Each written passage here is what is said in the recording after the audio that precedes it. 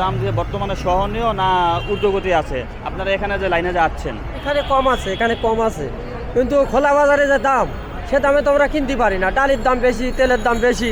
আর এখানে লাইনে খাড়াইছি একটু কমে পাইবো আর কি। আমি তো চালাই পাও রিক্সা, যে ইনকাম তাতে করি তো খোলা বাজারের দামে আমরা কিনি খাইতে পারি না। একা খেটি তো 5 জন লোক চালাতে হয়, কিন্তু রিক্সা চালাই যে ইনকাম খুব কষ্ট করি 500 টাকা, তাতে যে খোলা বাজারের দাম সে দামে তো কুলায় না। এই জন্য লাইনে খাড়াইছি একটু কমে পাবো ডাল তেল। লাইনে কি পাইবেন না পাইবেন না আমরা শিওর না। পাইবো, এখন শিওর না। এই যে লোক তো বহুত লোক, এই সিরিয়ালের পরে তো আমার কপালে থাকে হবে, নাইলে তো আবার 1 ঘন্টা পরে ফিরে যাইতে হবে।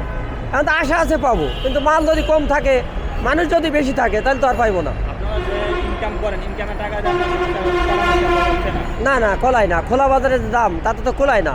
চাল ডাল তেল কাপড় সাপড় ওষুধ তো কোলায় না। আমি তো চালাই পাও রিক্সা। আর এই যে অটোগুলো না, অটোগুলোর পাশে আসে আমাদের রিক্সা কেউ ওঠে না। অটো আমার গাড়ি দাঁড় করাচ্ছে যে আমি গাড়ি যাইবো, যে অটো আসে সেই গাড়ি যাইতাম না, একটু তারা দ্রুত যাবো অটোয়, যাতে আমাদের পাও রিক্সায় আর কেউ ওঠে না। দ্রব্যমূল্যের দাম এখনো অনেক ঊর্ধ্বগতি। হ্যাঁ, অনেক আরো কম হইলে আপনারা হ্যাঁ, খোলা বাজারের দাম অনেক বেশি। এই জন্য লাইনে খাড়াইছি একটু কমে পাইবো।